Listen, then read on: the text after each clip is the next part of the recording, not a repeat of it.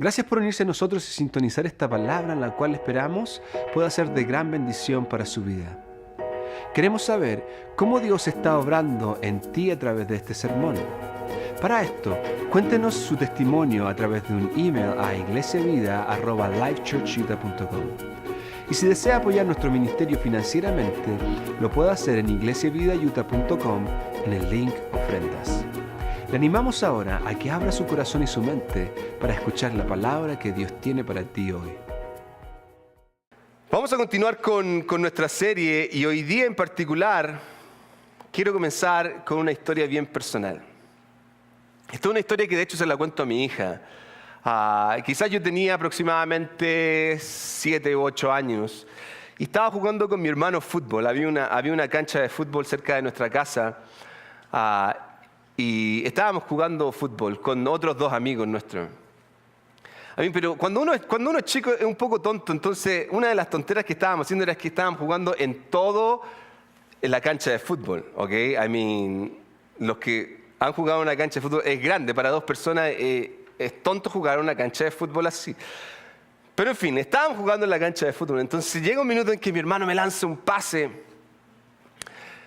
Me recuerdo que la pelota va a salir y yo voy corriendo. Así se la cuento a mi hija. Justo va a salir la pelota y yo piso la pelota para que no salga y salgo volando y me caigo al suelo. Entonces nos pusimos a reír, yo estoy en el suelo riéndome y me doy vuelta. Y cuando me doy vuelta me doy cuenta que en esta área de la pierna se me había abierto la carne y se me veía el hueso. Me había hecho un corte terrible. Y ahí como que todos quedamos, oh my gosh. Mi hermano, me acuerdo que ahí en ese minuto porque veíamos hartas películas de Rambo, Comando, ¿se acuerdan de esas películas? Entonces todos estos soldados eran como, mi hermano se saca la polera y me hace un torniquete aquí para que ya no me saliera sangre y me dice, ya vamos. Entonces me llevó a la casa, llamamos a mi mamá. Mi mamá estaba trabajando en ese minuto, llegó a la casa, me llevaron. Como uno en nuestros países no tiene auto, mi mamá llamó un taxi, nos fuimos en taxi al hospital, llegamos y me recuerdo que la cosa más dolorosa que fue de toda esta experiencia, porque cuando me caí la verdad es que no me dolió, honestamente no me dolió, pero lo que más me dolió fue cuando me pusieron la inyección de la anestesia, justo ahí en la herida, al ladito del hueso. Hasta el día de hoy me duele. Pero lo que sí es que esta marca quedó para siempre. Nunca más se fue. Todavía la tengo aquí. De hecho, cuando le cuento la historia a mi hija, le muestro la cicatriz que tengo. La otra historia tiene que ver con una historia, esto sí que es tonto, ¿ok? Para la gente que nos está viendo, por favor no lo hagan en casa, los niños, los jóvenes que están aquí, no lo hagan, por favor. Yo siempre escuchaba amigos decir que el dolor más grande era la de una quemadura de plástico. Oh, ok. Entonces decían que era súper doloroso, que la cicatriz quedaba para siempre. Entonces un día estoy en la casa y digo, a ver, veamos qué tan doloroso es. Me recuerdo agarrar una de esas bolsas de plástico y la prendo y empiezo a ver que caía como gotitas. Por eso no lo haga en su casa, ¿ok? No lo haga, no pruebe. Entonces yo puse mi mano y me cayó aquí. Hasta el día de hoy tengo la marca. Nunca más se fue. Fue sumamente doloroso. De verdad, quemarse con plástico es súper doloroso. Ahora lo más probable es que usted también, al igual que yo, tenga cicatrices o marcas que nunca más se fueron. Quizás cuando nació tuvo alguna operación o quizás, durante su vida ha tenido accidentes que han dejado marcas. Que hasta el día de hoy, al mirar la marca, al mirar la cicatriz, usted se recuerda de la ocasión, del minuto, de cómo fue, etc. Ahora, en esto entramos al tema final de nuestra serie, porque estamos hablando de cicatrices y tal cual como hemos visto, han habido distintos tipos de cicatrices. Veíamos la primera semana esta cicatriz que de alguna otra manera nos hace conocer la fidelidad de Dios. Y lo vimos a través de la vida de José. Cómo José, al experimentar cada una de estas situaciones en su vida, que querámoslo o no, dejaron una marca en él, él aprendió a conocer la fidelidad de Dios. Luego de eso vimos la marca de conocer y experimentar a Dios en el área de la confianza. Cómo cuando atravesamos situaciones difíciles, cómo cuando pasamos por momentos duros en nuestra vida, aprendemos a confiar en Dios, nuestra fe crece. Y lo vimos a través de la vida de David, cómo David, al escribir el Salmo 23, donde muchos hemos sido inspirados a través de este Salmo, veíamos que el Salmo 23 fue escrito cuando David de hecho está pasando un momento terrible en su vida. Su hijo Absalón lo está persiguiendo. Después, la tercera semana, vimos cómo hay cicatrices que de alguna u otra manera nos pueden hacer caer. Cicatrices que pueden ser algo que nunca se sana, heridas que jamás se sanan. Y lo veíamos específicamente en la vida de Absalón, que fue uno de los hijos de David. Y si usted conoce la historia y escuchó el sermón, si no lo ha visto, puede ir a nuestra página web y revisar cada uno de los sermones, pero en este caso particular veíamos cómo Absalón, al crearse una herida en su corazón, cuando su hermana fue abusada por uno de los hermanastros, al no sanarse jamás esta herida, al no cicatrizar, al no formarse la cicatriz, él llegó al punto donde su vida terminó, murió. Vimos que él le quitó, trató de quitarle el trono a su padre, y así una serie de situaciones donde por causa de que había una herida que jamás había sanado, él no pudo continuar su vida hasta el punto en que llegó a la muerte. Y la semana pasada veíamos estas cicatrices que nos abren los ojos, cómo a través de la vida de Job experimenta cosas que jamás logró comprender, como por ejemplo las personas que estaban a su alrededor, como por ejemplo conocer realmente a Dios, pero más aún conocerse a sí mismo. Y hoy día en particular, que es nuestra última serie, nuestra última palabra de esta serie, quiero compartir con ustedes, para mí, una de las cicatrices que es la que jamás se va. De hecho, es una que todos tenemos y es una que nace con nosotros desde el minuto en que cada uno de nosotros, todos los que están aquí, desde el minuto en que somos formados en el vientre de nuestra madre, ahí, en ese minuto, preciso minuto de la gestación, comienza a darse esta cicatriz, que tiene que ver con el pecado. Todos nosotros estamos con esta marca, con esta cicatriz, que es el pecado. Ahora, lamentablemente, es que Dios no puede estar con el pecado. Es como dos imanes que usted no los puede juntar de la misma manera. El pecado con Dios no se puede unir. De hecho, por eso una de las cosas que vemos a través del Antiguo Testamento que a mí me gusta mucho ver es esta imagen del hombre separado de Dios, completamente separado de Dios. De hecho, las personas tenían que hacer una serie de ceremonias para poder acercarse a Dios. Esta es la marca que todos tenemos desde el minuto en que nos formamos. Es la cicatriz que está en nosotros. Ahora, esto está registrado en el comienzo. En el principio del mundo, esto se registró el evento. Quiero que entienda esto, que el pecado no fue algo que Dios creó. ¿Ok?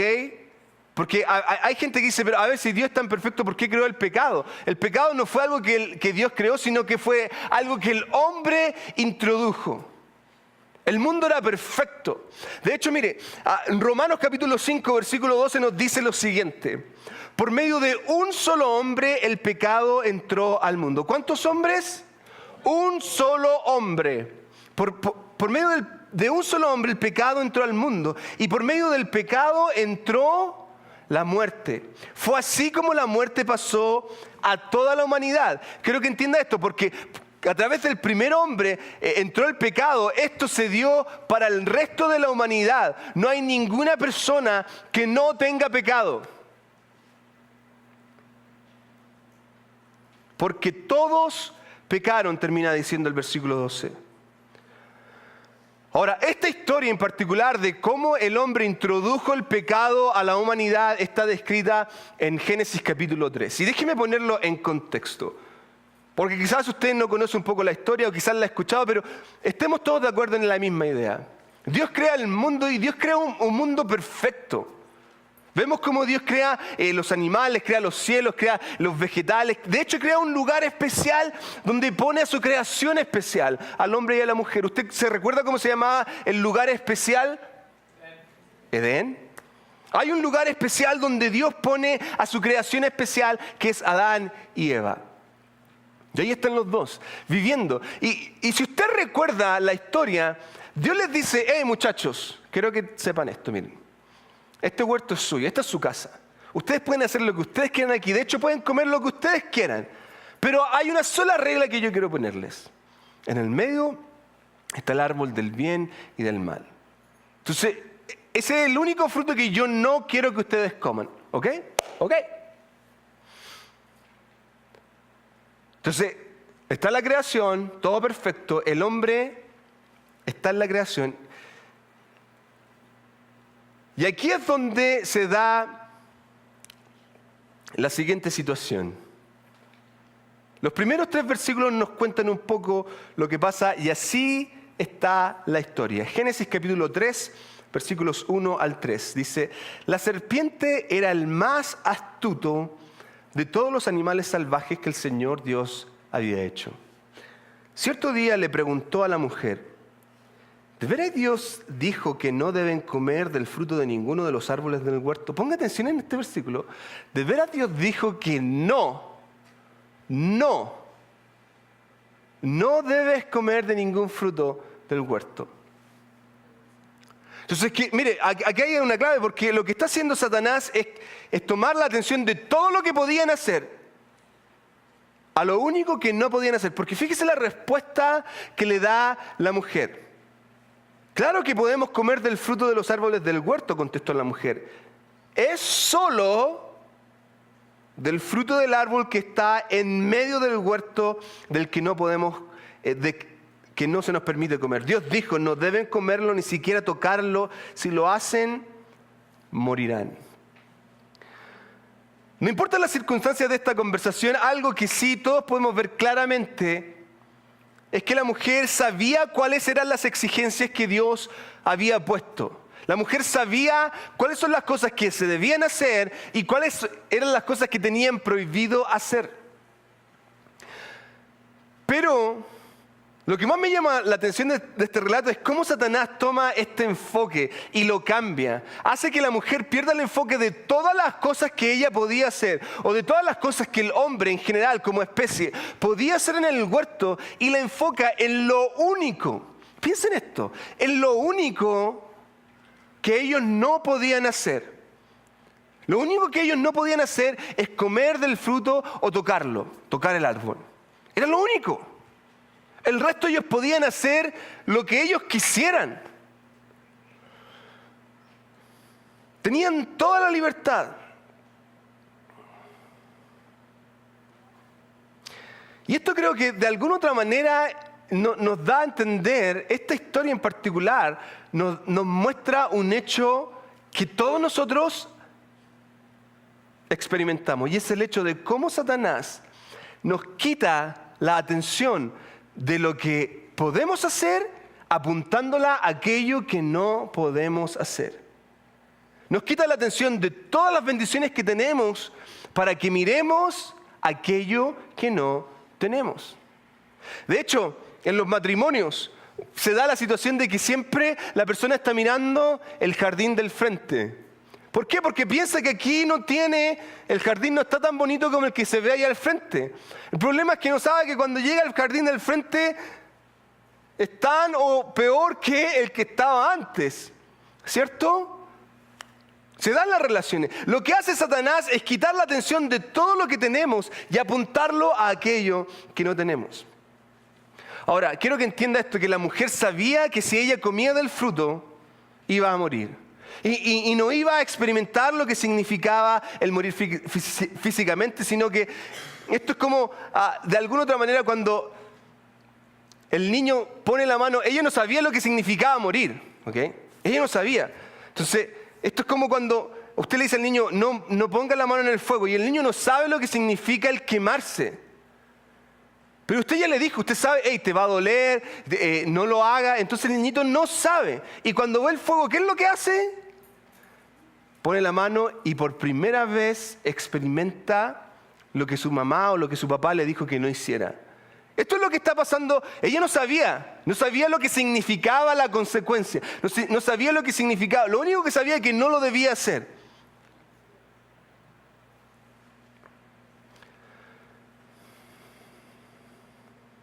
Ahora, la mujer está siendo confrontada con el hecho de que, hey, no, si no es malo. No es malo, Dios te está mintiendo. Mire cómo lo dice el versículo 4. No morirán. Dios sabe que cuando coman el fruto se les abrirán los ojos y serán como Dios, con el conocimiento del bien y del mal. Me voy a detener un minuto aquí porque a mí como conocimiento... En general, ¿sabía usted que el mormonismo usa harto este versículo porque ellos, la serpiente, de hecho, fue una decisión noble? Esas son otra cosa, pero Dios sabe que cuando coman del fruto se les abrirán los ojos y serán como Dios. Hay mormones que creen que de verdad eso es cierto. Se les abrieron los ojos y tuvieron la oportunidad de transformarse en dioses. Tonteras que por ahí hablan. Ahora, miren lo astuto que es el diablo. Cómo de algún modo está haciendo, hey, si esto no es malo, si lo único que Dios te está prohibiendo es que tú puedas disfrutar en plenitud, Él te está mintiendo. Y piénsalo en general. Hey, ¿por qué no tratas de opacar a esta persona? Mira, si tú la opacas, vas a poder ser tú el líder o vas a poder tener la posición que él tiene, o vas a poder conseguir el trabajo. Oye, ¿por qué no vas a este lugar? Si lo que Dios te está diciendo es que no quieres que lo pases bien. Si tú vas a este lugar y te juntas con estos amigos, lo vas a pasar súper bien.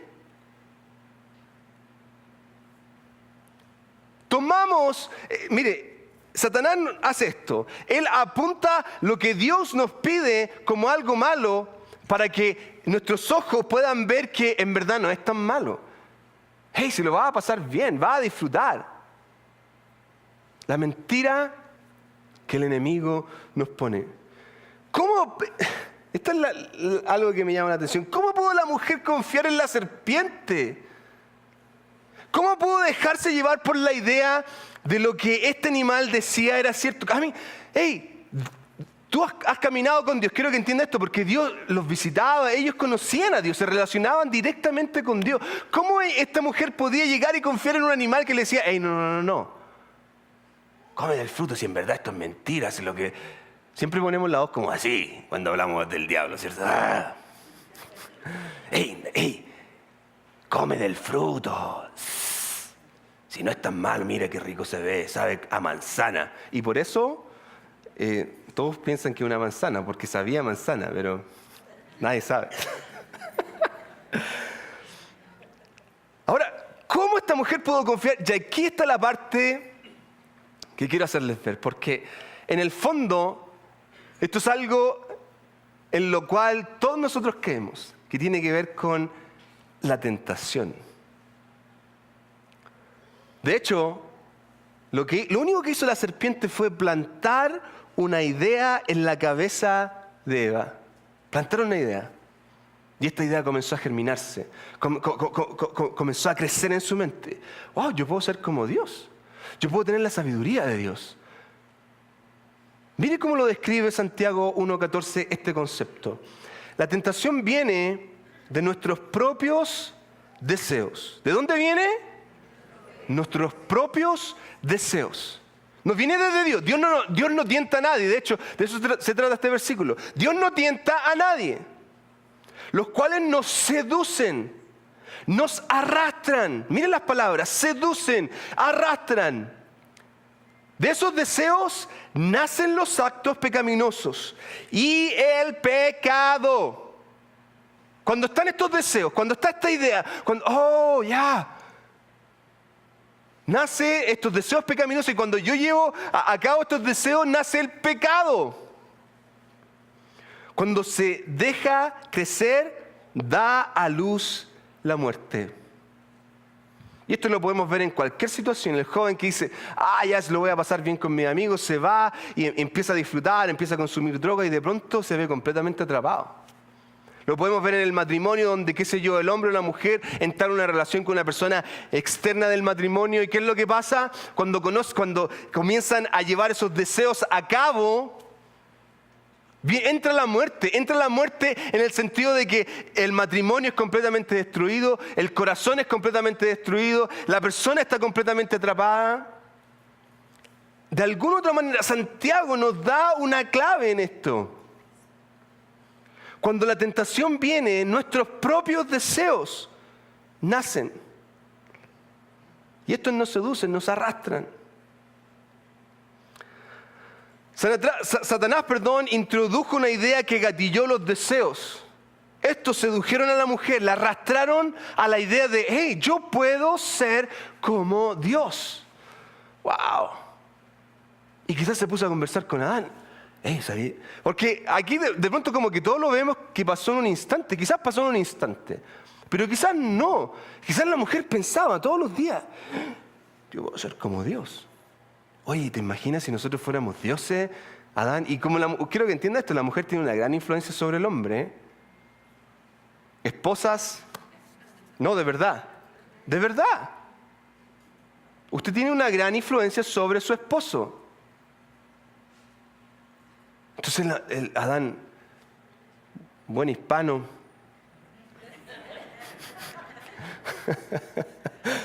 oh mi amor, en serio, sí, ya. Quizás él no quería, pero fue arrastrado, porque cuando Dios los confronta, ¿quién le dijo a Adán? A Dios, la mujer que me diste. Eso es lo que le decimos a...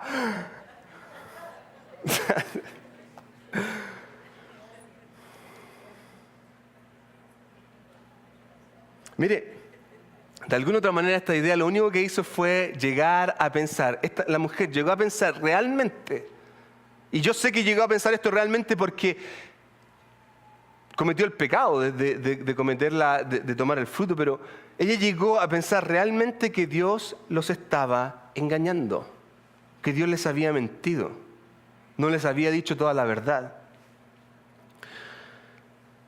Génesis 3:6 dice, la mujer quedó... ¿Cómo quedó? No, pero dígalo convencido. ¿Cómo quedó? Convencida. Quedó convencida. Ella quedó convencida de lo que Satanás le había dicho era verdad. Vio que el árbol era hermoso y su fruto parecía delicioso y quiso la sabiduría que le daría. Piensa en el pecado en general. Cualquier pecado es exactamente igual. Uno lo ve como algo apetecible, uno lo ve como algo que quiere. Wow, si yo tomo ese dinero, wow, si yo hago esto, si yo me meto en esta página voy a poder recibir el placer que quiero.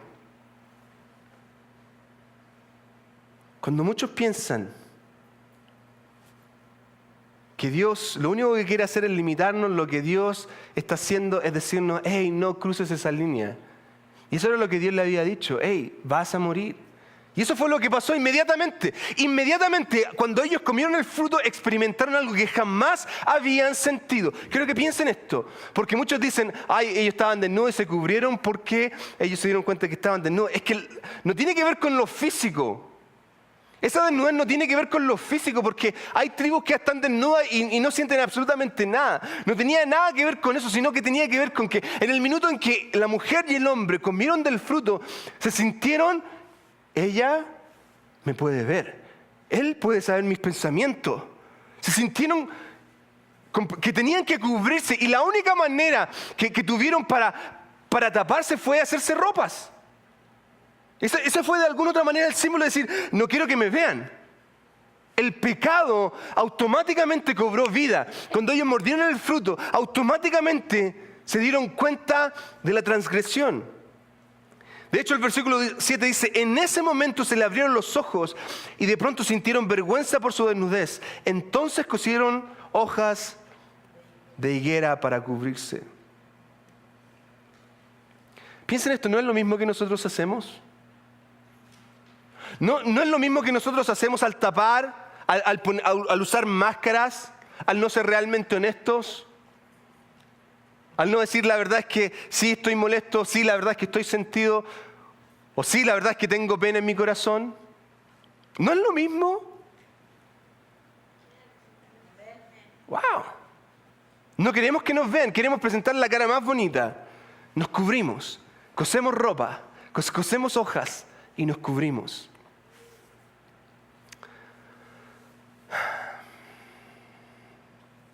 Ahora quiero que por favor entienda esto. El pecado fue introducido, como leíamos en Romanos, por medio de un solo hombre a toda la humanidad, y es la marca, es la cicatriz que usted y yo tenemos desde el minuto en que nacemos. Es como en la Segunda Guerra Mundial, todos los judíos les ponían una marca, les tatuaban un número en su mano, en su pecho, en su frente, cualquiera fuese, para que la gente los reconociera. Era una condena a muerte. Cualquiera que veía a un judío que tenía la marca automáticamente sabía que esa persona iba a morir. De hecho, algunos tenían que usar la estrella de David para que todo el mundo los rechazara. Mire, de alguna otra manera así es el pecado. Es una marca que muestra la condena a muerte. Ojo con esto, así es el pecado. Es una marca que es el símbolo que dice esa persona está condenada a muerte. Pero lamentablemente Satanás nos ha tapado los ojos y no lo vemos. Queremos disfrutar, queremos vivir la vida loca y experimentar y pasarlo bien. Si total, hay que pasarlo bien porque este mundo, esta vida es corta. Pero no. Lamentablemente, esto es lo que tenemos que entender. Esta marca, esta cicatriz llamada pecado, fue introducida en nuestra vida, la marca con la cual todos hemos nacido. Y aquí hay algunas de las cosas que yo quiero compartir con ustedes hoy día. La primera es esta, que esta marca nos hace enemigos de Dios. Tal cual como les decía, Dios no puede relacionarse con el pecado. Dios no puede relacionarse con el pecado. Está completamente separado. Es como esos dos imanes que no se pueden unir. Dios no se puede unir donde hay pecado. Dios no puede bendecir algo que está en pecado, algo que se concibió en pecado. Estamos separados de Dios. Y de hecho la Biblia nos llama enemigos de Dios. La mayoría conoce la historia de Caín y Abel, quienes son los hijos de Adán y Eva. Y esta historia vemos la continuación de las consecuencias. De hecho, una de las cosas que me llama la atención, tan rápidamente el pecado hizo de las suyas rápidamente, de una manera completamente agresiva y fuerte. En el capítulo 4 vemos las consecuencias. Si usted no conoce la historia, se la resumo simplemente. Dos hermanos que presentan una ofrenda. Caín presenta las ofrendas de su fruto. Abel presenta la mejor ofrenda de su ganado. Una es aceptada y la otra no. Caín se siente completamente enojado. ¿Por qué? Porque su ofrenda no fue aceptada. Tenía rabia, tenía celo. Y aquí es donde Dios le da una clave. Mire, versículo 6 del capítulo 4. ¿Por qué estás tan enojado? ¿Por qué te ves tan decaído, Caín? Serás aceptado si haces lo correcto. Pero si te niegas a hacer lo correcto, entonces, ten cuidado. Esto es una advertencia. Si te niegas a hacer lo correcto, si te niegas a hacer lo que el Señor te está llamando a hacer, ten cuidado. Ten cuidado. ¿Por qué? Y aquí está la clave. El pecado está a la puerta, al acecho y ansioso por controlarte. Mira esa palabra es súper fuerte. El pecado está al acecho y está ansioso por controlarte. Pero tú debes dominarlo y ser su amo. Dios está, de alguna otra manera, en este capítulo 4 y en estos versículos nos da una clave a toda la humanidad. Esto nos hace enemigos de Dios, pero nosotros podemos controlar el pecado. Nosotros podemos decirle no. El pecado está al acecho, pero nosotros podemos levantarnos en contra. Y es aquí donde nos encontramos con un dilema. Porque hay una naturaleza en nosotros, hay una naturaleza que nos lleva a hacer lo malo, que nos inclina a hacer lo malo. Está este deseo en nosotros de que, qué sé yo, hablar mal de la persona, tomar lo que no es nuestro, entablar relaciones que no son sanas. De hecho, Pablo lo describe así, Romanos 7. He descubierto el siguiente principio de vida, que cuando quiero hacer lo correcto, no puedo evitar hacer lo que está mal. ¿Cuántos se sienten identificados con eso? Cuando quiero hacer lo correcto, no puedo evitar hacer lo que está mal. Amo la ley, amo la voluntad de Dios, amo venir a la iglesia, amo el grupo de personas que está aquí en Iglesia Vida. Pero hay otro poder dentro de mí que está en guerra con mi mente. Este poder me esclaviza al pecado que todavía está dentro de mí. Soy un pobre desgraciado. ¿Quién me librará de esta vida dominada por el pecado y la muerte? Y esto nos lleva al segundo principio, que es que el pecado no solamente nos hace enemigos de Dios, sino que el pecado nos hace esclavos. El pecado nos hace esclavos. Aquí encontramos este terrible dilema. Es el hecho de que el pecado no es solamente algo que nos separa, sino que es algo que nos esclaviza. Nos esclaviza. Vivimos esclavos del pecado. De hecho, me recuerdo en un minuto, cuando era joven y estaba en una relación que no era la correcta, recuerdo pensar en un minuto, porque yo sabía que lo que estaba haciendo no era bueno. Pero decía, en mi mente estaba este dilema: si yo dejo esta relación, si yo me salgo de aquí, ¿qué va a pasar conmigo? Estaba tan esclavizado, estaba tan atado, que para mí no había vida sino la que tenía. Y es que si somos honestos, la mayoría de nosotros, a menos que en verdad esté realmente enfermo, no queremos hacer el mal a nadie. Nosotros, a menos que usted esté enfermo, que tenga un problema mental, nosotros no deseamos hacerle mal a nadie. Pero hay una naturaleza en nosotros que nos empuja, que nos mueve a hacer el mal. Somos esclavos.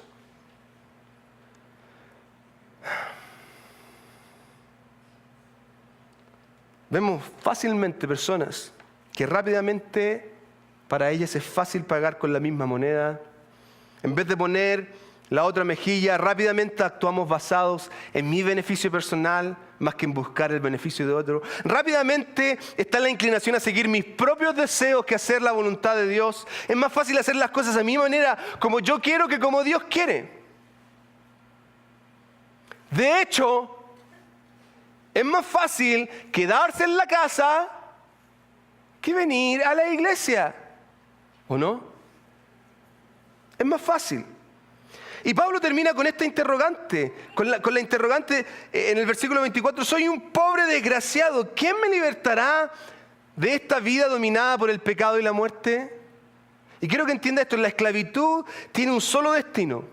Quiero que entienda esto, por favor. La esclavitud del pecado tiene un solo destino, y es una vida eterna lejos de Dios.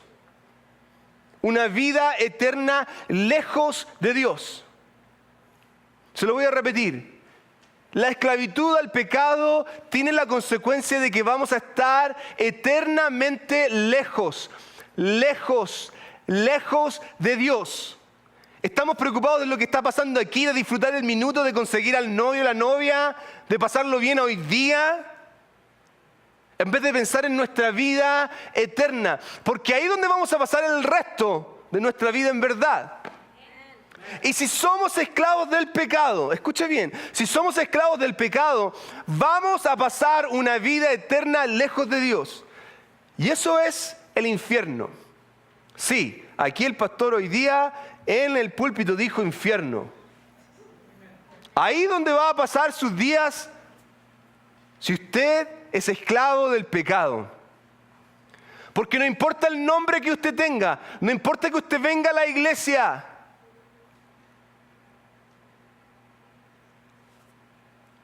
Wow. De hecho, Romanos 6:23 dice un versículo conocidísimo. La paga del pecado, dígalo, la paga del pecado es, dígalo de nuevo, es, recuerde, es muerte y una muerte eterna. Hay personas que hoy día se están yendo al infierno cada minuto. Hay personas que se están yendo directamente al infierno porque son esclavas del pecado, porque están pagando la consecuencia del pecado, que es la muerte. Y quiero decirle algo, que si usted está aquí hoy día y ha estado en una rebelión con Dios, has estado lejos de Dios, quiero decirte que de algún modo Dios está abriendo una puerta para decirte, hey, yo quiero darte una oportunidad. Porque esto nos lleva al tercer punto. Las cicatrices de la cruz nos hacen libres. Las cicatrices de la cruz nos hacen libres. Efesios 7:1, capítulo 1, versículos 7 al 8. Dios es tan rico en gracia y bondad que compró nuestra libertad con la sangre de su Hijo y perdonó nuestros pecados. Él desbordó su bondad sobre nosotros junto con toda la sabiduría y el entendimiento. Sería terrible pensar que esta condición de esclavo es lo único que nos queda. Vamos a pagar, vamos a vivir lejos de Dios, estamos condenados a muerte. Pero quiero que entienda esto. Jesucristo vino a la tierra, Él se sacrificó, Él tiene marcas en sus manos, en sus pies, que demuestran el sacrificio máximo. Él pagó por nosotros. Él pagó el precio que estaba sobre nuestra cabeza, el precio de la muerte.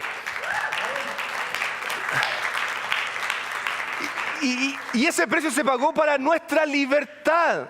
¿Saben lo terrible de esto? Es que hay personas que no quieren tomar ese regalo. Hay personas que lo niegan. Hay personas que no les interesa. Hay personas que le dan vuelta a la espalda. Y es un regalo maravilloso de salvación. Es el regalo de vida eterna. El precio de nuestra libertad fue la sangre de nuestro Señor Jesucristo. En la cruz, Él derramó su vida por la nuestra. Él pagó un precio por ti, por ti, por ti, por ti, por cada uno de los que estamos aquí, por la gente que nos está viendo. Dios pagó un precio por ti en la cruz.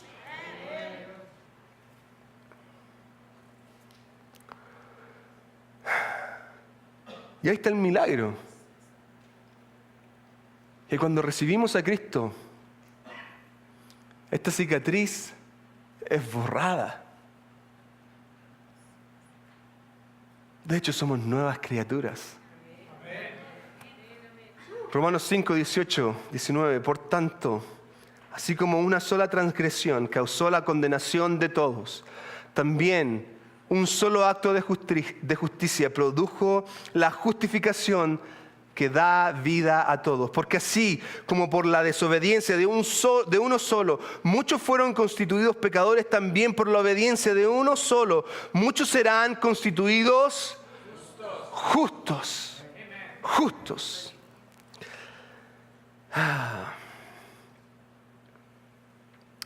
Ahora, esto es lo más increíble. Este es un regalo para cualquiera que quiere tomarlo. Es como que si estuvieran regalando dinero y usted le dijera, hey, mira, en ese almacén están regalando dinero. Te van a regalar muchísimo dinero si vas. No, yo no creo. Oye, tómalo, en serio, es gratis. No, mentira. Yo no creo que eso pase de verdad. No es para todos. Quiero que entienda esto, mire. No es para todos, este regalo no es para todos. Es para quien quiera tomarlo. No es para todos, es para el que quiera tomarlo. ¿Puede ver la diferencia? No es para todos, porque si no, yo podría seguir viviendo mi vida lejos de Dios, me voy al cielo. Hay gente que piensa que porque es buena se va a ir al cielo. No es para todos, es para quien quiera tomarlo. De hecho, Juan 1:12, dice, mas a todos los que le recibieron, a quienes creen en su nombre, les dio la potestad de ser hechos hijos de Dios, Hay religiones que dicen somos todos hijos. Mentira. Somos todos creación, pero no hijos. ¿Cómo yo me hago hijo de Dios? ¿Cómo yo me hago parte de la familia de Dios? Tengo que recibirlo. Tengo que invitarlo. De hecho, no está en sus notas ni está aquí, pero Romanos 10:9 dice, si confesamos con nuestra boca que Jesús es el Señor y reconocemos que Él murió entre los muertos, seremos salvos. ¿Pero qué tengo que hacer primero? Reconocer. Tengo que creer en mi corazón. Puede que usted esté aquí y sienta que estas palabras son para ti, o puede que no. Si te das cuenta en este minuto que eres enemigo de Dios, que tus acciones te han apartado de Dios, puede que en el fondo hayas vivido una vida religiosa. Religiosamente vengo a la iglesia, religiosamente hago las cosas que hago, pero en el fondo no tengo una relación personal con Dios.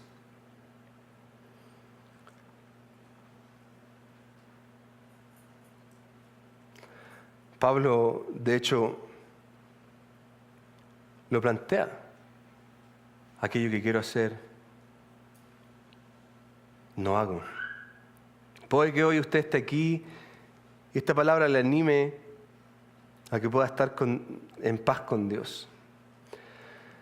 De alguna manera logras ver que el pecado está siendo amo y tienes que entregarle el control a Dios. Y por eso voy a terminar con esto.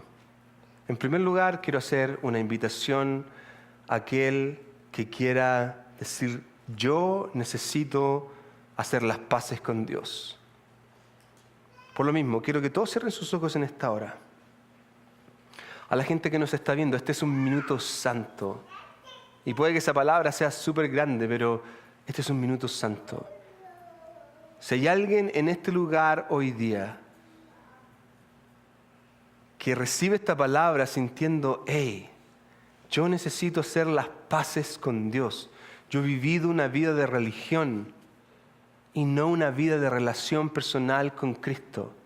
Si tú estás aquí y quieres entregar tu vida al Señor, levanta tu mano hoy día, ahora ya. Veo tu mano, gloria a Dios. Veo tu mano, veo tu mano. Veo sus manos acá. Veo sus manos, gloria a Dios. ¿Hay alguien más? Veo tu mano. Veo tu mano. Tal cual como decíamos, aquellos que le recibieron, y este es el primer paso, decir, yo necesito a Dios, yo quiero recibirlo. Y quiero invitarte a que hagas esta oración conmigo. Esta oración no va a cambiar absolutamente nada si no es de corazón. Quiero que ahí donde estás digas, Señor Jesús, me arrepiento, perdóname. Hoy día yo te reconozco como el Señor y Rey de mi vida. Te doy todo lo que tengo, todo lo que soy. Reconozco que tú moriste en la cruz, resucitaste entre los muertos y hoy día vives, reinas. Te hago el Señor de mi vida, en el nombre de Jesús. Amén y amén.